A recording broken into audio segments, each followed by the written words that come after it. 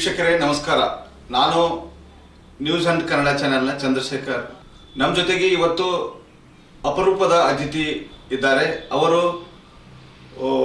ಈಗ ಇಡೀ ರಾಜ್ಯದಲ್ಲಿ ಇಡೀ ದೇಶದಲ್ಲಿ ಒಂದು ಸಂಚಲನವನ್ನು ಉಂಟು ಮಾಡಿರುವಂತಹ UPSC ಪರೀಕ್ಷೆಯಲ್ಲಿ ಕರ್ನಾಟಕ ರಾಜ್ಯಕ್ಕೆ ಮೊದಲನೇ ರ್ಯಾಂಕ್ ಬಂದಿರುವಂಥ ಮತ್ತು ಇಡೀ ದೇಶಕ್ಕೆ 53ನೇ ರ್ಯಾಂಕ್ ಬಂದಿರುವಂಥ ಕಿರಣ್ ಕಮ್ತೆ ಅವರು ನಮ್ಮ ಜೊತೆಗಿದ್ದಾರೆ. ಸರ್, ಈಗ ತಮ್ಮ ಪರಿಚಯ ಸ್ವಲ್ಪ ಮಾಡಿ. ಫಸ್ಟ್ಲಿ ಎಲ್ರಿಗೂ ನಮಸ್ಕಾರ. ನನ್ನ ಹೆಸರು ಕಿರಣ್ ಕಮ್ತೆ. ನಾನು ಹತ್ತರವಾಟ ಗ್ರಾಮದವನು ಆ್ಯಂಡ್ ಅದು ಚಿಕ್ಕೋಡಿ ತಾಲೂಕು, ಬೆಳಗಾವಿ ಡಿಸ್ಟ್ರಿಕ್ಟ್ ಅಲ್ಲಿ ಬರುತ್ತೆ. ನಾನು 2018 ನಲ್ಲಿ ಸಿವಿಲ್ ಇಂಜಿನಿಯರಿಂಗ್ ಗ್ರಾಜುಯೇಷನ್ನ ಗುಪ್ತಾ ಇನ್ಸ್ಟಿಟ್ಯೂಟ್ ಆಫ್ ಟೆಕ್ನಾಲಜಿ ಬೆಳಗಾವಿನಲ್ಲಿ ಪಡೆದೆ. ತದನಂತರ ಮಾರ್ಚ್ 2020 ಕೋವಿಡ್ ಇಯರಲ್ಲಿ I started preparing for UPSC civil services. ಅದು ನನ್ನ ಫಸ್ಟ್ ಅಟೆಂಪ್ಟ್ ಆಗಿತ್ತು. ಅಲ್ಲಿಂದ ಕಂಟಿನ್ಯೂಸ್ ಆಗಿ ಸತತವಾಗಿ 6 ಅಟೆಂಪ್ಟ್ ಕೊಟ್ಟೆ. ಇದು ನಂದು 6th ಆ್ಯಂಡ್ ಫೈನಲ್ ಅಟೆಂಪ್ಟ್ ಇತ್ತು. And finally with God's grace and my parents blessings all India rank 53 ಹಾಗೂ ಕರ್ನಾಟಕ ಸ್ಟೇಟ್ ಟಾಪರ್ ಆಗಿ ಈ ವರ್ಷ ನನಗೆ ರ್ಯಾಂಕ್ ಸಿಕ್ಕಿದೆ. ತುಂಬ ಖುಷಿ ಆಗ್ತಿದೆ ಸರ್. ಏನು ಅನ್ನಿಸ್ತಾ ಇದೆ ಸರ್, ಈಗ ನೀವು ಈ ರಿಸಲ್ಟ್ ಅನೌನ್ಸ್ ಆದ ನಂತರ ನಿಮಗೆ ಏನು ಇದಾಯಿತು? ಸರ್, ಇದು ಲೈಕ್ ಭಾಳ ವೇಟ್ ಮಾಡ್ತಿದ್ವಿ ಇದಕ್ಕೆ. ಆವಾಗಲೇ ಹೇಳಿದಂಗೆ ಇದು ನನ್ನ ಲಾಸ್ಟ್ ಮತ್ತು 6th ಅಟೆಂಪ್ಟ್ ಇತ್ತು. ಸೊ ಭಾಳಷ್ಟು ಫೇಲಿಯರ್ಸ್ನ ಎದುರಿಸಿದ್ದೆ. ಇಯರ್ ಆಫ್ಟರ್ ಇಯರ್ ಬರೀ ರಿಜೆಕ್ಷನ್, ಫೇಲಿಯರ್, ಸೆಟ್ ಬ್ಯಾಕ್ಸ್ನ ಫೇಸ್ ಮಾಡಿದ್ದೆ. ಆ ನೋವು ತುಂಬ ಕಾಡ್ತಿತ್ತು ಸರ್. ತುಂಬ ಡಿಮೋಟಿವೇಟು ಮಾಡಿಬಿಟ್ಟಿತ್ತು. ಇಷ್ಟೆಲ್ಲ ಪರಿಶ್ರಮ ಪಟ್ಟ ಮೇಲೂ ಆ ಒಂದು ಸಕ್ಸಸ್ ಕಾಣಲ್ದಾಗ ಅಫ್ಕೋರ್ಸ್ ತುಂಬ ಡಿಫಿಕಲ್ಟ್ ಸಿಚುವೇಶನ್ ಇತ್ತು ಸರ್. ಬಟ್ ಈ ಒಂದು ಫಲಿತಾಂಶ ನನಗೆ ತುಂಬ ಖುಷಿ ತಂದಿದೆ. ಖುಷಿಗಿಂತ ಜಾಸ್ತಿ ಒಂದು ಸೆನ್ಸ್ ಆಫ್ ರಿಲೀಫ್ ಬಂದಿದೆ ಸರ್. ಇಟ್ ವೆಂಡೆಡ್ ವೆಲ್ ಅಂತ. ಈ ಜರ್ನಿ ಯಾವುದು 2020ನಲ್ಲಿ ಸ್ಟಾರ್ಟ್ ಆಗಿತ್ತು, after 6 years it has ended well ಅಂತ ಒಂದು ಖುಷಿ ಇದೆ ಸರ್, ನೆಮ್ಮದಿ ಇದೆ ಸರ್. ಈಗ ಫಸ್ಟ್ ಅಟೆಂಪ್ಟ್ ಆದಾಗ ಫೇಲ್ ಆದಾಗ ಅವಾಗ ಏನು ಅನ್ನಿಸ್ತದೆ ಸರ್ ನಿಮಗೆ? ಹಾಂ ಸರ್, ಫಸ್ಟ್ 2 ಅಟೆಂಪ್ಟಲ್ಲಿ ನಾನು ಪ್ರಿಲಿಮ್ಸೇ ತೆಗೆದಿಲ್ಲ sir. So it is only in 3rd attempt ನಾನು ಪ್ರಿಲಿಮ್ಸ್ ತೆಗೆದೆ. ಅಲ್ಲಿ ಮೇನ್ಸ್ ಬರೆದೆ. ಬಟ್ ಅಗೇನ್ ಅಲ್ಲಿ ಮೇನ್ಸ್ ಕ್ಲಿಯರ್ ಮಾಡೋಕ್ಕಾಗಲಿಲ್ಲ. ಸೊ ಅಗೇನ್ 4th ಅಟೆಂಪ್ಟಲ್ಲಿ ನನಗೆ ಪ್ರಿಲಿಮ್ಸ್ ಮತ್ತು ಅಗೇನ್ ಪ್ರಿಲಿಮ್ಸೇ ಪಾಸ್ ಆಗಲಿಲ್ಲ. ಸೊ ಲಾಟ್ ಆಫ್ ಫೇಲಿಯರ್ಸ್ ಆದಮೇಲೆ ಫೈನಲಿ 5th ಅಟೆಂಪ್ಟಲ್ಲಿ ಪ್ರಿಲಿಮ್ಸ್ ಮೇನ್ಸ್ನ ಕ್ಲಿಯರ್ ಮಾಡಿ ಫಸ್ಟ್ ಟೈಮ್ ಒಂದು ಇಂಟರ್ವ್ಯೂ ಅಂತ ತನಕ ರೀಚ್ ಆಗಿದೆ ಸರ್. ಬಟ್ ಅಗೇನ್ ಒಂದು ಲಾಸ್ಟ್ ಇಯರ್ 2024 ಅಲ್ಲಿ ನಾನು 37 ಮಾರ್ಕ್ಸಿಂದ ಫೈನಲ್ ಲಿಸ್ಟಲ್ಲಿ ಮಿಸ್ ಆಗ್ತೀನಿ. ಸೊ ಇಟ್ ಅಗೇನ್ ತುಂಬ ಹಾರ್ಟ್ ಬ್ರೇಕ್ ಆಗುತ್ತೆ, ತುಂಬ ನೋವಾಗುತ್ತೆ. ಆಮೇಲೆ ಅಲ್ಲಿಂದ ನೆಕ್ಸ್ಟ್ ಅಟೆಂಪ್ಟ್ ಭಾಳ ಕಮ್ಮಿ ಟೈಮ್ ಗ್ಯಾಪ್ ಇರುತ್ತೆ ಸರ್. ಜಸ್ಟ್ ಒಂದು 20-25 ದಿನ ಇರುತ್ತೆ. ಅಲ್ಲಿಂದ ಅಲ್ಲಿ ನೋವನ್ನ ಚಿತ್ತರಿಸ್ಕೊಂಡು ಅಟೆಂಪ್ಟ್ ಕೊಟ್ಟೆ. But it was a risk sir, because last attempt ಇತ್ತು and I took that risk. And finally prelims, mains and interview ಒಟ್ಟಿಗೆ ಎಲ್ಲ ಕ್ಲಿಯರ್ ಆಗಿ ನನ್ನ ಕೊನೆ ಅಟೆಂಪ್ಟಲ್ಲಿ ಒಂದು ಆಲ್ ಇಂಡಿಯಾ ರ್ಯಾಂಕ್ 53. ನಾನು ಕನ್ಸ್ಮನ್ಸಲ್ಲೂ ಅಂದ್ಕೊಂಡಿರಲಿಲ್ಲ ಸರ್ ರ್ಯಾಂಕ್ 53 ಬರುತ್ತೆ. ಅಂದರೆ ಏನು ನಿರೀಕ್ಷೆ ಇಟ್ಕೊಂಡಿದ್ದೀರಿ ನೀವು? ಎಷ್ಟು ಏನು ಅಂತ? ಇಲ್ಲ sir, it be very frank. ನನಗೆ ಆ್ಯಕ್ಚುಲಿ ರಿಸಲ್ಟ್ದ ಏನು PDF ಫೈಲ್ ಬರುತ್ತೆ ಅದು ತೆಗೆದು ನೋಡೋಕ್ಕೂ ನನಗೆ ಆ ಶಕ್ತಿ ಇರಲಿಲ್ಲ ಸರ್. ಅದಕ್ಕೆ ನನ್ನ ಫ್ರೆಂಡ್ಸ್ ಆಗಲಿ ನನ್ನ ವೈಫ್ಗಾಗಲಿ ಅವ್ರಿಗೆ ಹೇಳ್ತಿದ್ದೆ. ಆ್ಯಂಡ್ ನಾನು ಆಫೀಸ್ಗೆ ಹೋಗಿದ್ದೆ, ಒಂದು ಕಾನ್ಫರೆನ್ಸಲ್ಲಿದ್ದೆ. ಆ ಟೈಮಲ್ಲಿ ನನ್ನ ಹೆಂಡತಿ ಫೋನ್ ಮಾಡಿ ಹೇಳಿದರು ದಟ್ ಈ ಥರ ರ್ಯಾಂಕ್ ಬಂದಿದೆ ಅಂತ. ಬಟ್ ನನ್ನ expectations it was only around 250. At least ಒಂದು ಲಿಸ್ಟಲ್ಲಿ ಒಂದು ಹೆಸರಾದರೆ ಸಾಕು. ಅಟ್ಲೀಸ್ಟ್ ಅರೌಂಡ್ 250-300 ರೇಂಜಲ್ಲಿ ಬಂದರೂ ನಾನು ಖುಷಿ ಪಡ್ತೀನಿ. ಈ ಒಂದು ಜರ್ನಿಗೆ ಒಂದು ಮುಕ್ತಾಯ ಸಿಗುತ್ತೆ ಅಂತ ಅಂದ್ಕೊಂಡಿದ್ದೆ. But God had other plans. ನಾವು ಅಂದ್ಕೊಂಡ್ಕಿಂತ ಜಾಸ್ತಿ ಕೊಟ್ಟರು. And it is all God's blessings. Sir, ಈಗ UPSC ಎಕ್ಸಾಮ್ ನೀವು ಫೇಸ್ ಮಾಡಬೇಕು ಅಂತ ಯಾವಾಗ ಬಂತು ಸರ್? ಸರ್, ಇದು ಅಪ್ಪಾಜಿ ನನಗೆ ಸ್ಕೂಲಿಂದನೂ ಅದ್ರ ಬಗ್ಗೆ, ಎಕ್ಸಾಮ್ ಬಗ್ಗೆ ಆಗಲಿ, ಒಬ್ಬ DC ಪವರ್ಸ್ ಏನಿರುತ್ತೆ, ಒಂದು ಅಥಾರಿಟಿ ಏನಿರುತ್ತೆ, ಅದನ್ನು ತುಂಬ ಆವಾಗಲೇ ಒಂಥರ ನನಗೆ ಫೀಡ್ ಮಾಡ್ತಿದ್ರು. ಬಟ್ ನಾನು ಸೀರಿಯಸ್ ಆಗಿ ಅದನ್ನು ಪರ್ಸ್ಯೂ ಮಾಡಿದ್ದು ಆ್ಯಕ್ಚುಲಿ ಒಂದು ಇಂಜಿನಿಯರಿಂಗ್ ಎಂಡಿಂದ. ಬಟ್ ಈವನ್ ಆಫ್ಟರ್ ದ್ಯಾಟ್ ನಾನು ಸ್ವಲ್ಪ ಡಿವಿಯೇಟ್ ಆಗ್ತೀನಿ. ಪೋಸ್ಟ್ ಇಂಜಿನಿಯರಿಂಗ್ ನಾನು ಸ್ವಲ್ಪ ಗೇಟ್ ಮತ್ತು ಇಂಜಿನಿಯರಿಂಗ್ ಸರ್ವಿಸಸ್ನ ಪರ್ಸ್ಯೂ ಮಾಡ್ತೀನಿ. ಬಟ್ ಬೇರೆ ರೀಸನ್ಸ್ಗೆ ಅಲ್ಟಿಮೇಟ್ಲಿ ನಾನು 2 ವರ್ಷ ಆದಮೇಲೆ ಫೈನಲಿ 2020 ಅಲ್ಲಿ ನಾನು ಸಿವಿಲ್ ಸರ್ವಿಸಸ್ನ ಸೀರಿಯಸ್ ಆಗಿ ಪರ್ಸ್ಯೂ ಮಾಡ್ತೀನಿ. ಇದಕ್ಕೆ 2 ರೀಸನ್ಸ್ ಸರ್. ಒಂದು, ಆ ವರ್ಷ 2019 ಶ್ರೀ ರಾಹುಲ್ ಸಂಕನೂರ್ ಅವರು ರ್ಯಾಂಕ್ ತೆಗಿತಾರೆ, all India rank 17. It was ಅದು ದೊಡ್ಡ ಇನ್ಸ್ಪಿರೇಷನ್. ಅವ್ರು ಬಂದೊಂದು ಸ್ಪೀಚ್ ಕೊಟ್ಟಿರ್ತಾರೆ, ಸೊ ಅದು ತುಂಬ ಮೋಟಿವೇಟ್ ಮಾಡಿದೆ ಸರ್. ಆ್ಯಂಡ್ ಅಫ್ಕೋರ್ಸ್ ಅಪ್ಪಾಜಿ ಮಾತುಗಳು, ಅವರ ವ್ಯಾಲ್ಯೂಸ್ ನಂಗೆ always it was motivating and somewhere I stuck to it sir. ಈಗ ಅಪ್ಪಾಜಿಯವರು ಕೂಡ ಬಹಳಷ್ಟು ರಾಜ್ಯದಲ್ಲಿ ವಿಶೇಷ ಸಾಧನೆ ಮಾಡಿದ್ದಾರೆ. ಅದನ್ನು ಸ್ವಲ್ಪ ನಿಮಗೆ ಏನು ಗೊತ್ತಿದೆ, ಯಾಕಂದ್ರೆ ವೀಕ್ಷಕರಿಗೆ ಗೊತ್ತಾಗಬೇಕು ಯಾರ ಮಗ ಏನು ಅಂತ. ಅಪ್ಪಾಜಿ ಹೆಸರು ಬಂದ್ಬಿಟ್ಟು ಈಸ್ ಡಾಕ್ಟರ್ S.C. ಕಮ್ತೆ. ಅವರು Hira sugar institute of technology ನೆಟ್ಸೋಶಿಯಲ್ಲಿ ಇಂಜಿನಿಯರಿಂಗ್ ಕಾಲೇಜ್ನ ಪ್ರಿನ್ಸಿಪಲ್ ಆಗಿದ್ದಾರೆ and is also mechanical engineering professor. So ಭಾಳಷ್ಟು ಈಸ್ ಅವರು ತುಂಬ ಶ್ರಮಜೀವಿ. His work all his life ತುಂಬ ಹಾರ್ಡ್ ವರ್ಕ್ ಮಾಡಿದ್ದಾರೆ, ತುಂಬ ನಿಷ್ಠೆಯಿಂದ ದುಡಿದಿದ್ದಾರೆ. ಈಸ್ ಅಪ್ಬ್ರಿಂಗಿಂಗ್ ಅವ್ರಿಗೆ ಒಂದು ಸೆಟ್ ಆಫ್ ವ್ಯಾಲ್ಯೂಸ್ ಪ್ರಿನ್ಸಿಪಲ್ಸ್ನ ಕಟ್ನಿಟ್ಟಾಗಿ ಫಾಲೋ ಮಾಡುವಂಥ ಮನುಷ್ಯ.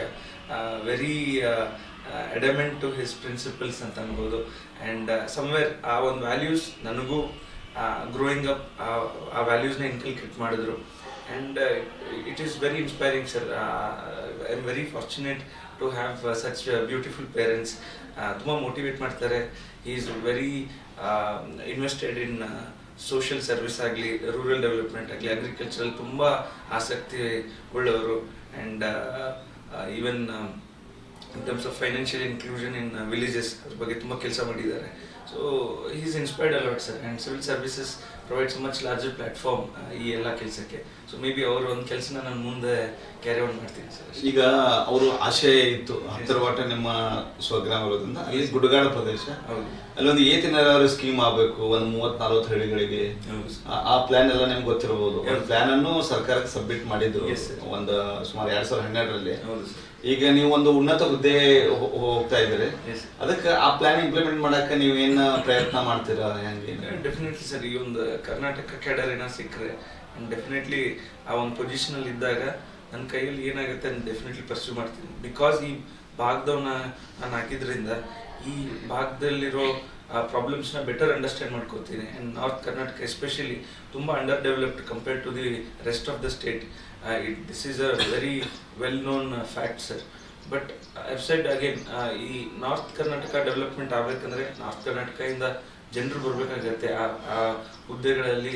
They have to come, only then ಅದಕ್ಕೊಂದು ಎಫರ್ಟ್ಸ್ ಬರುತ್ತೆ ಸರ್.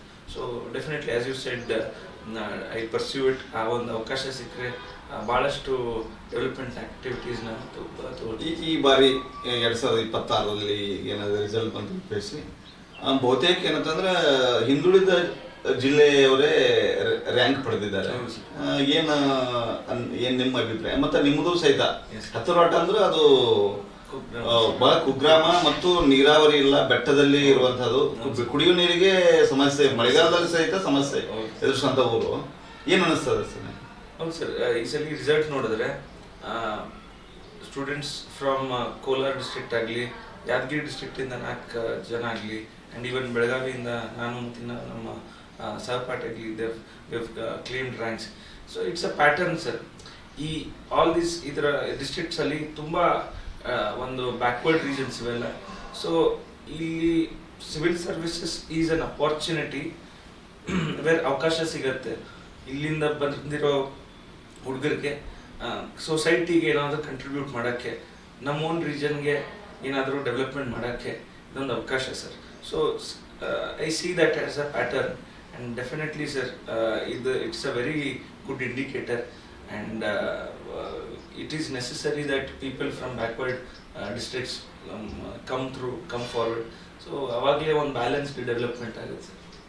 Sir, ಈಗ ತಂದೆಯವರ ಬಗ್ಗೆ ಹೇಳಿದ್ರೆ ತಾಯಿಯವರ ಬಗ್ಗೆ ಏನು ಹೇಳ್ತೀರಿ?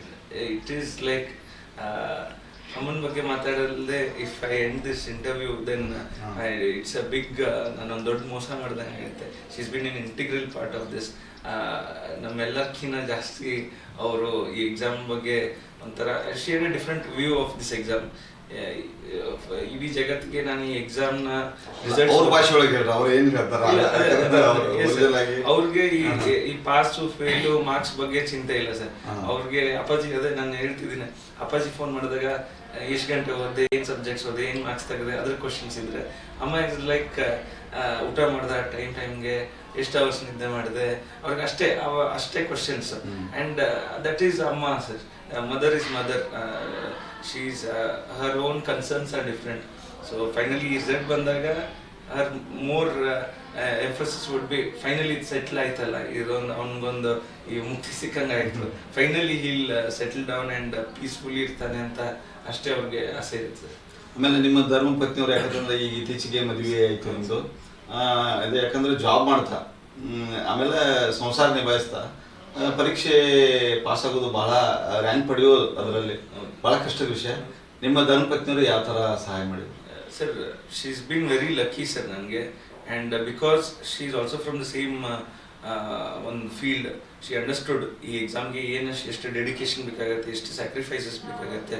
ಆ್ಯಂಡ್ ಪಾಪ ಎಲ್ಲ ಟೈಮ್ ಲೈನ್ಸ್ಗೆ, ರೂಟೀನ್ಗೆ, ಶೆಡ್ಯೂಲ್ಗೆ ಅವಳು ತುಂಬ ಅಡ್ಯಾಪ್ಟ್ ಆಗಿ ತುಂಬ ಸಪೋರ್ಟ್ ಮಾಡಿದ್ದಾಳೆ. ಅವಳು ಒಂಥರ ನನಗೆ ಮೆಂಟರ್ ಥರ ಆಗ್ಬಿಟ್ಲು. ಬಿಕಾಸ್ ತುಂಬ ನನ್ನ ಟೈಮ್ ಟೇಬಲ್ನ, ನನ್ನ ಫುಡ್ಡು, ನನ್ನ ಎಲ್ಲನೂ ಶಿ ವುಡ್ ಮಾನಿಟರ್. ಯಾವತ್ತೂ ಏನೋ ಅದ್ರ ಬಗ್ಗೆ ನನಗೆ ಏನೂ ಜಗಳ ಮಾಡಲಿಲ್ಲ ಅಥವಾ ಏನೂ ಕಂಪ್ಲೇಂಟ್ ಮಾಡಲಿಲ್ಲ.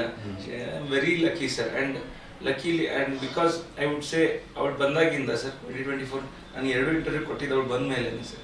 ಸೊ ಲಾಟ್ ಆಫ್ ಕ್ರೆಡಿಟ್ ಅವಳಿಗೂ ಹೋಗುತ್ತೆ. ಬಿಕಾಸ್ ನನ್ನ ಲಕ್ ಫ್ಯಾಕ್ಟರ್ ಅವಳೇ ಚೇಂಜ್ ಮಾಡಲಿಲ್ಲ sir. While I work hard, but she was an important role. ಆ ಲಕ್ ಫ್ಯಾಕ್ಟರ್ನ ಅವಳೇ ತಂದಿದ್ದು ಸರ್. ಆಮೇಲೆ ನಿಮ್ಮ ಸಿಸ್ಟರ್ ಪಾತ್ರ ಏನಿದೆ ಸರ್? ಶೀಸ್ ನನ್ನ ಲೈಕ್ ಶೀಸ್ ಮೈ ಏನಂತಾರೆ ಸರ್, ನನ್ನೊಂದು ಕಾಪಿ ಇದ್ದಂಗೆ. Because we are twins. So growing up ಇಬ್ರು ಆಲ್ಮೋಸ್ಟ್ ಲೈಕ್ ಪ್ಯಾರಲಲ್ ಆಗೇ ಬೆಳೆದಿದ್ವಿ. ತುಂಬ we have lot of bonding. And ಅವ್ರ ಹೆಸರು ಬಂದು ಕೀರ್ತಿ.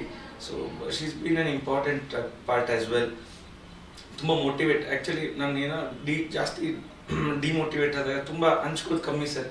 But if there is one person, it is always my sister Keerthi. And ತುಂಬ ನನ್ನ ಎಲ್ಲ ಒಂದು ನೋವುಗಳನ್ನ ಅವಳ ಮುಂದೆ ಹೇಳ್ಕೊತಿದ್ದೆ. And even before expressing as well ಅವಳು ತುಂಬ ಅರ್ಥ ಮಾಡ್ಕೊತಿದ್ಲು, ನನ್ನ ಸಮಾಧಾನ ಮಾಡ್ತಿದ್ಲು. She is like second mother to me. She is taken care of me a lot. So ಅವಳಿಗೂ ಲಾಟ್ ಆಫ್ ಥ್ಯಾಂಕ್ ಯು ಅಂತ ಹೇಳಕ್ಕೆ ಇಷ್ಟ ಸರ್. ಈಗ ನೀವು UPSC ಎಕ್ಸಾಮ್, ಯಾಕಂದ್ರೆ ನಿಮಗೆ 5 ವರ್ಷದಿಂದ ಜಾಬು ಆಯಿತು, ಆ ಜಾಬ್ ಜೊತೆಗೆ ಅಟೆಂಪ್ಟು ಮಾಡ್ತಾ ಇದ್ರಿ. ಈಗ ಅಭ್ಯಾಸದ ಇದು ಯಾವ ಥರ ಅಧ್ಯಯನ ಮಾಡ್ತಾ ಇದ್ರಿ? ಯಾಕಂದ್ರೆ ಸ್ಟೂಡೆಂಟ್ಗಳಿಗೆ ಹೆಲ್ಪ್ ಆಗುವಂಗೆ.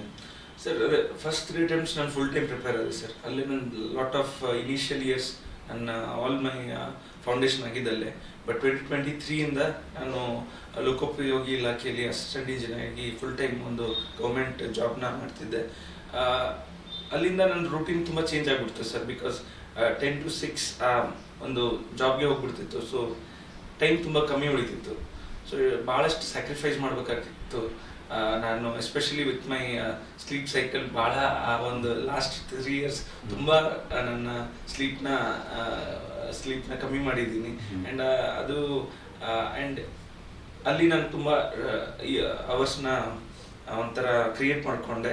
ಎಸ್ಪೆಷಲಿ ಮಾರ್ನಿಂಗ್ ಒಂದು 2 to 3 hours ಪಡ್ಕೊಂಡ್ರೆ ಅನದರ್ ಆಫ್ಟರ್ ಆಫೀಸ್ ಅವರ್ಸ್ ಅಲ್ಲೊಂದು ಅನದರ್ 3 to 4 hours ಮಾಡ್ತಿದ್ದೆ ಸರ್. ಸೊ ಒಂದು 12:30, 1 o'clock ರಾತ್ರಿ ತನಕ ಓದ್ಕೊಂಡು ಪುನಃ ಬೆಳಗ್ಗೆ ಎದ್ದು ಪ್ರಿಪೇರ್ ಆಗ್ತಿದ್ದೆ ಸರ್. ಆಫೀಸಲ್ಲಿ ಒಂದು ಲಂಚ್ ಬ್ರೇಕಲ್ಲಿ ಒಂದು 15-20 ನಿಮಿಷ ಸಿಕ್ಕರೂ I use to utilise it sir. So this is how my routine went about. ಅಂದ್ರೆ ಏನು ಓದ್ತೀರಿ, ಏನು ಓದಬೇಕು ಅಂತ ಹೇಳುವಂಥದ್ದು, ಅಂದ್ರೆ ಬೇರೆ ಸ್ಪರ್ಧಾರ್ಥಿಗಳಿಗೆ ಇದಕ್ಕೆ ಫಸ್ಟ್ಲಿ ಒಂದು ಈ UPSCನಲ್ಲಿ ಒಂದು ಫಿಕ್ಸ್ಡ್ ಕೋರ್ ಸಬ್ಜೆಕ್ಟ್ಸ್ ಇದೆ ಸರ್. ಇಂಡಿಯನ್ ಪೊಲಿಟಿ ಆಗಲಿ, economy, geography, history, these are core subjects. ಇವನ್ನ ತುಂಬ ಒಂಥರ ಡೆಡಿಕೇಟೆಡ್ ಆಗಿ, ಕ್ಲಿಯರ್ ಆಗಿ, ಕನ್ಸೆಪ್ಚುವಲ್ ಕ್ಲಾರಿಟಿ ಇರಬೇಕಾಗತ್ತೆ ಸರ್. ಸೊ ಸ್ಟ್ಯಾಂಡರ್ಡ್ ರೆಫರೆನ್ಸ್ ಆಗಲಿ ಅಥವಾ ಕೋಚಿಂಗ್ ಇನ್ಸ್ಟಿಟ್ಯೂಟ್ ಮಟೀರಿಯಲ್ ಆಗಲಿ ಇವನ್ನ ಓದಬೇಕಾಗತ್ತೆ ಸರ್. ಕರೆಂಟ್ ಅಫೇರ್ಸ್ಗೆ ನಾನು ಆಲ್ವೇಸ್ ದ ಹಿಂದೂ ಮತ್ತು ಇಂಡಿಯನ್ ಎಕ್ಸ್ಪ್ರೆಸ್ನ ಕಂಟಿನ್ಯೂಸ್ ಆಗಿ ಓದ್ತಿದ್ದೆ ಎವ್ರಿ ಡೇ. ಆ್ಯಂಡ್ ನಂಗೆ ನ್ಯೂಸ್ ಪೇಪರ್ ಓದೋದ್ರೆ ತುಂಬ ಒಂಥರ ಹುಚ್ಚು sir. So I still love reading news papers. ಅದು ತುಂಬ ಇಂಪಾರ್ಟೆಂಟ್ ಆಗುತ್ತೆ. But from that current affairs monthly magazine ಓದಬೇಕಾಗತ್ತೆ. So it's a mix of ಈ ಒಂದು ಸ್ಟ್ಯಾಟಿಕ್ ಪೋರ್ಷನ್ ಆಗಲಿ ಆ್ಯಂಡ್ ಕರೆಂಟ್ ಅಫೇರ್ಸ್ಗೆ ನ್ಯೂಸ್ ಪೇಪರ್ ಮತ್ತು ಮ್ಯಾಗ್ಝಿನ್ಸ್ನು ಓದಬೇಕಾಗತ್ತೆ ಸರ್. ಆಪ್ಷನಲ್ ಸಬ್ಜೆಕ್ಟ್ಗೆ ಸಪ್ರೇಟಾಗಿಯೇ ಮತ್ತೆ ಅದಿಲ್ಲಿ ಅಧ್ಯಯನ ಮಾಡಬೇಕಾಗತ್ತೆ. So this is all what is required sir. ಅಂದರೆ ಯಾವುದೇ ಕೋಚಿಂಗ್ ಇದು ಇಲ್ಲ ಸರ್, ನಾನು ಪರ್ಸ್ನಲಿ ಕೋಚಿಂಗ್ ತೊಗೊಂಡಿಲ್ಲ, but I would advise coaching ತೊಗೊಂಡ್ರೆ ಒಂದು ಸಮ್ ಅಮೌಂಟ್ ಆಫ್ ಸಕ್ಸಸ್ನ ಕಾಣ್ಬೋದು. But it is not a guarantee, but at least ಒಂದು ಗೈಡ್ಲೈನ್ ಸಿಗುತ್ತೆ, ಏನು ಮಾಡ್ಬೇಕಂತ ಗೊತ್ತಾಗುತ್ತೆ. ಬಿಕಾಸ್ UPSC ಅನ್ನೋದು ತುಂಬ ಒಂಥರ ಸಮುದ್ರ, ಒಂದು ದೊಡ್ಡ ಸಾಗರ ಸರ್. ಸೊ ಸ್ಟಾರ್ಟಿಂಗ್ ಪ್ರಿಪೇರ್ ಮಾಡೋಕ್ಕೆ ಸ್ಟಾರ್ಟ್ ಮಾಡಿದಾಗ ಏನೂ ಐಡಿಯಾನೇ ಬರಲ್ಲ. ಸೊ ಆ ಟೈಮಲ್ಲಿ coaching will be very helpful sir. That is only ಅದರದ್ದು ಲಿಮಿಟೆಡ್ ಪಾರ್ಟ್ ಇದೆ, but ultimately it is your own hard work that matters. ಈ ಪ್ರಿಲಿಮಿನರಿ ಎಕ್ಸಾಮ್ಗೆ ಹೆಂಗೆ ಪ್ರಿಪೇರ್ ಆಗಿದ್ರಿ? ಹಾಂ ಸರ್, ಪ್ರಿಲಿಮ್ಸ್ ಎಲ್ಲಕ್ಕಿಂತ ಒಂಥರ unpredictable segment sir.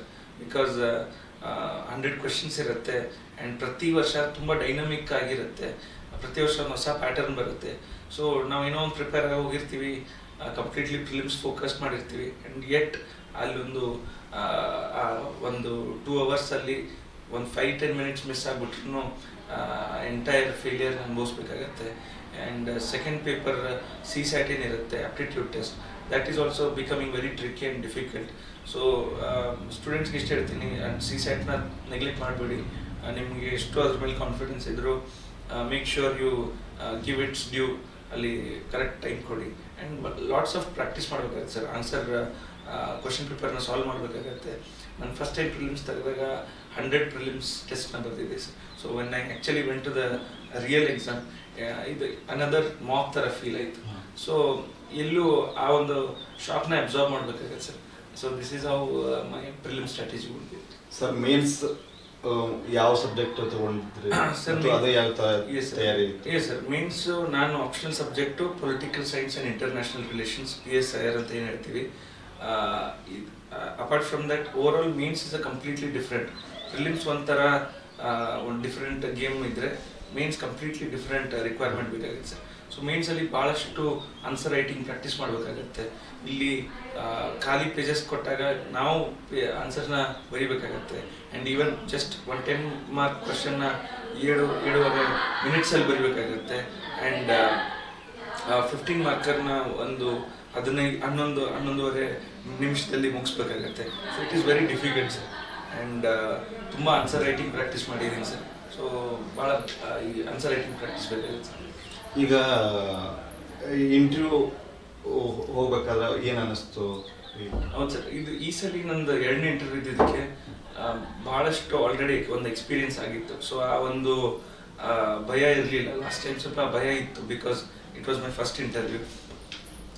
ಇಂಟರ್ವ್ಯೂಗೆ again all the 3 segments of this exam are completely distinct. So ಇದಕ್ಕೊಂದು different skill ಸೆಟ್ಟೇ ಬೇಕಾಗುತ್ತೆ ಇಂಟರ್ವ್ಯೂಗೆ. ಪ್ರಿಲಿಮ್ಸ್ ಮೇನ್ಸಲ್ಲಿ ತುಂಬ ಓದಿರ್ತೀವಿ, ನಾಲೆಜ್ ಪಡೆದಿರ್ತೀವಿ, ಬಟ್ ಇಂಟರ್ವ್ಯೂ ಅಲ್ಲಿ ಆ ನಾಲೆಜ್ನ ವರ್ಡ್ಸ್ ಮುಖಾಂತರ ಎಕ್ಸ್ಪ್ರೆಸ್ ಮಾಡಬೇಕಾಗತ್ತೆ. So that is completely different game sir. So lot of practice ಮಾಡಬೇಕಾಗತ್ತೆ, ಡಿಸ್ಕಷನ್ಸ್ ಮಾಡಬೇಕಾಗತ್ತೆ, ಒಂದು ಟಾಪಿಕ್ ಬಗ್ಗೆ ಒಂದು ಒಪಿನಿಯನ್ಸ್ನ ಜನರೇಟ್ ಮಾಡಬೇಕಾಗುತ್ತೆ. ಅಂದರೆ ನೀವು ಮನೆಯೊಳಗೆ ಈ ಥರ ಡಿಸ್ಕಷನ್? ನಾನು ಅಪ್ಪಾಜಿ ಜೊತೆ ತುಂಬ ಡಿಸ್ಕಷನ್ ಮಾಡ್ತಿದ್ದೆ ಫೋನ್ ಕಾಲಲ್ಲಿ. ಒಂದು ನ್ಯೂಸ್ ಪೇಪರ್ ಓದ್ಕೊಂಡು, ಅವರು ನನ್ನ ಜೊತೆ ಆ್ಯಕ್ಚುಲಿ ನ್ಯೂಸ್ ಪೇಪರ್ ಓದಿ ಟಾಪಿಕ್ನ ಇಟ್ಕೊಂಡು ಅವ್ರ ಒಪಿನಿಯನ್ಸ್ ಹೇಳ್ತಿದ್ರು, ನಾನು ನನ್ನ ಒಪಿನಿಯನ್ಸ್ ಹೇಳ್ತಿದ್ದೆ. ಸೊ ವೆನ್ ಈ ಥರ ಡಿಸ್ಕಷನ್ಸ್ ಆದಾಗ ನಮ್ಮದೇ ಒಂದು ಸ್ವಂತ ಒಪಿನಿಯನ್ ಫಾರ್ಮ್ ಆಗುತ್ತೆ. And this is how interview preparation will works. Sir, ಈಗ ಇಡೀ ರಾಜ್ಯದಲ್ಲಿ ಮೊದಲ ರ್ಯಾಂಕ್ ಬಂದಿದ್ದೀರಿ, ಆಮೇಲೆ ಇಡೀ ದೇಶದಲ್ಲಿ 53ನೇ ರ್ಯಾಂಕ್ ಪಡೆದಿದ್ದೀರಿ. ಈಗ ನಿಮ್ಮ ಗುರಿ ಏನು ಸರ್?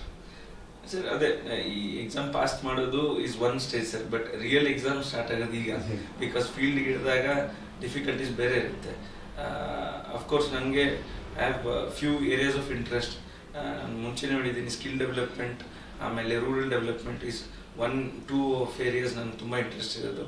ಆ್ಯಂಡ್ ಬಿಕಾಸ್ ನಾನು ಆಲ್ರೆಡಿ ಪಬ್ಲಿಕ್ ವರ್ಕ್ಸ್ ಡಿಪಾರ್ಟ್ಮೆಂಟಲ್ಲಿ ವರ್ಕ್ ಮಾಡ್ತಿದ್ದೆ. ಸೊ ಅಲ್ಲಷ್ಟು ತುಂಬ ಒಂದು ಟೆಕ್ನಿಕಲ್ ನಾಲೆಜ್ ಇದೆ, ಡಿಪಾರ್ಟ್ಮೆಂಟ್ದ ನಾಲೆಜ್ ಇದೆ. ಸೊ ಇನ್ಫ್ರಾಸ್ಟ್ರಕ್ಚರ್ ಡೆವಲಪ್ಮೆಂಟ್ ಆಗಲಿ, ಪಬ್ಲಿಕ್ ವರ್ಕ್ಸ್, ಅದರಲ್ಲೂ ನಾನು ಇಂಟ್ರೆಸ್ಟೆಡ್ ಇದ್ದೀನಿ ಸರ್. ಈಗ ಅವಕಾಶ ಸಿಕ್ಕರೆ ತುಂಬ ಖುಷಿ ಆಗುತ್ತೆ ಸರ್. ಈಗ ಒಬ್ಬ ಸಾದಾ ಒಂದು ಗ್ರಾಮೀಣ ಪ್ರದೇಶದಿಂದ ಬಂದು ಒಂದು ಇಲ್ಲೆಲ್ಲ, ಯಾಕಂತಂದ್ರೆ ನಿಮ್ಮ ಶಿಕ್ಷಣ ಹೆಂಗಾಗಿದೆ ಅಂದ್ರೆ ಎಲ್ಲ ಕಡೆ ಇಷ್ಟಿಷ್ಟ ಆಗಿದೆ. ಹೌದು. ಯಾಕಂತಂದ್ರೆ ಇಂಥೆಲ್ಲ ಬರ್ಡನ್ ಏನು ಹೆಂಗೆ ಅನುಭವಿಸಿದ್ರೆ? ಅದು ಸರ್, ನಾನು ಎವ್ರಿ 2 or 3 years ನಾನು ಸ್ಕೂಲ್ ಚೇಂಜ್ ಮಾಡಿದ್ದೀನಿ. ಸೊ ಅದು ಆ್ಯಕ್ಚುಲಿ ಡಿಫಿಕಲ್ಟ್ ಆಗ್ತಿತ್ತು ತುಂಬ. ಅಲ್ಲಾಗಿರೋ ಫ್ರೆಂಡ್ಸ್ನ ಬಿಟ್ಟು ಮತ್ತೆ ಹೊಸ ಒಂದು ನಗರಕ್ಕೆ ಹೋದಾಗ ಮತ್ತೆ ಅಲ್ಲಿ ಹೊಸ ಪರಿಚಯ ಮಾಡ್ಕೋಬೇಕಿತ್ತು. ಅದು ತುಂಬ ಡಿಫಿಕಲ್ಟ್ ಆಗ್ತಿತ್ತು. ಬಟ್ ನಾವು when I look back, almost ಎಲ್ಲ ಊರಲ್ಲಿ ನಂಗೆ ತುಂಬ ಫ್ರೆಂಡ್ಸ್ ಆಗ್ಬಿಟ್ಟಿದ್ದಾರೆ. ಸಿಕ್ಕಾಪಟ್ಟೆ ಫ್ರೆಂಡ್ಸ್ ಆಗಿದ್ದಾರೆ. ಸೊ ಯಾವ ಊರಿಗೆ ಹೋದ್ರೂ I have some people meeting up. So ಅದೊಂದು ಖುಷಿ ಸರ್ ನಂದು. But it has also expose me to different areas. So ಅದು ನನ್ನ ಪರ್ಸನಾಲಿಟಿ ಡೆವಲಪ್ಮೆಂಟ್ನು ಇಂಪ್ರೂವ್ ಮಾಡಿದೆ ಅಂತ. ಸರ್, ಈಗ ಕೊನೆಯದಾಗಿ ನಮ್ಮ ವೀಕ್ಷಕರಿಗೆ ಏನು ಹೇಳಕ್ಕೆ ಇಷ್ಟಪಡ್ತೀರಿ ಸರ್? ಎಲ್ಲಿ ಸರ್, ಈ ಎಕ್ಸಾಮ್ನ ತುಂಬ to be honest, it is very difficult exam. So easy ಅಂತೂ ಇಲ್ಲ, ಹಂಗಂತ ಇಂಪಾಸಿಬಲ್ ಏನಿಲ್ಲ. ಭಾಳ ನಿಷ್ಠೆಯಿಂದ, ಪ್ರಾಮಾಣಿಕತೆಯಿಂದ ಹಾರ್ಡ್ ವರ್ಕ್ ಮಾಡಿದಾಗ, ಆಮೇಲೆ ಕನ್ಸಿಸ್ಟೆಂಟ್ ಆಗಿ ನಿಮ್ಮ ರೂಟೀನ್ಸ್ನ ಫಾಲೋ ಮಾಡಿದಾಗ, ಆಮೇಲೆ ಒಂದು ಶ್ರದ್ಧೆಯಿಂದ, ಒಂದು ಭಕ್ತಿಯಿಂದ ಎಕ್ಸಾಮ್ನ ಫಾಲೋ ಮಾಡಿದ್ರೆ ಡೆಫಿನೆಟ್ಲಿ ರಿಸಲ್ಟ್ಸ್ನ ಪಡಿಬೋದು ಸರ್. ಇದನ್ನೇ ಹೇಳಕ್ಕೆ ಇಷ್ಟಪಡ್ತೀನಿ. ಇಲ್ಲಿವರೆಗೆ ನಮ್ಮ ಜೊತೆಗೆ ತಾವು ತಮ್ಮ ಎಲ್ಲ ಬಾಲ್ಯದಿಂದ ಹಿಡ್ಕೊಂಡು ಈಗ ಒಂದು ಉನ್ನತ ಹುದ್ದೆಯನ್ನು ಅಲಂಕರಿಸುವ ನಡುವಿನ ಎಲ್ಲ ಪರಿಸ್ಥಿತಿಯನ್ನು ಮತ್ತು ಮುಂದೆ ಏನು ಮಾಡಬೇಕನ್ನುವಂಥ ಆಲೋಚನೆಗಳನ್ನು ವೀಕ್ಷಕರಿಗೆ ತೆರೆದಿಟ್ಟು ಮನದಾಳದಿಂದ ನೀವೇನಂತಂದ ಎಲ್ಲ ಹಂಚಿಕೊಂಡಿದ್ದಕ್ಕೆ ತಮಗೆ ತುಂಬ ಹೃದಯದ ಧನ್ಯವಾದಗಳು. Thank you sir. Thank you. Kiran ಖಮತೆಯವರು ಬಹಳಷ್ಟು ಪರಿಶ್ರಮಿ ಅನ್ನುವಂಥ ಉದಾಹರಣೆ ತೆಗೆದುಕೊಂಡ್ರೆ, ಈಗ ಇಡೀ ರಾಜ್ಯವೇ ಹತ್ತರವಾಟ ಗ್ರಾಮ, ಚಿಕ್ಕೋಡಿ ತಾಲೂಕ ಮತ್ತು ಬೆಳಗಾವಿ ಜಿಲ್ಲೆಯತ್ತ ಮುಖ ಮಾಡುತ್ತಾ ಇದೆ ಅಂದರೆ ಅದು ನಮ್ಮ ಕಿರಣ್ ಖಮತೆಯವರ ಬಹಳ ಪರಿಶ್ರಮವೇ ಕಾರಣ. ಮತ್ತು ಇವರಿಗೆ ತಂದೆ, ತಾಯಿ, ಸಹೋದರಿ, ಪತ್ನಿ, ಸ್ನೇಹಿತರು ಎಲ್ಲರೂ ಸಾಕಷ್ಟು ಬೆಂಬಲಿಸಿ, ಪ್ರೋತ್ಸಾಹಿಸಿ, ಹುರಿದುಂಬಿಸಿ ಈ ಒಂದು ಹಂತಕ್ಕೆ ಬಂದು ತಲುಪಿದ್ದಾರೆ. ಇಂತಹ ಇನ್ನಷ್ಟು ಕಿರಣ್ ಖಮತೆಯವರು ನಮ್ಮ ರಾಜ್ಯದಲ್ಲಿ ಹುಟ್ಟಲಿ, ನಮ್ಮ ಗ್ರಾಮೀಣ ಪ್ರದೇಶವನ್ನು ಸುಧಾರಣೆ ಮಾಡುವಂತಹ ಹಂತವನ್ನು ತಲುಪಲಿ ಅಂತ ಹೇಳ್ತಾ ಇವತ್ತಿನ ಈ ಸಂದರ್ಶನವನ್ನು ಮುಗಿಸ್ತಾ ಇದ್ದೇನೆ. ನಮಸ್ಕಾರ.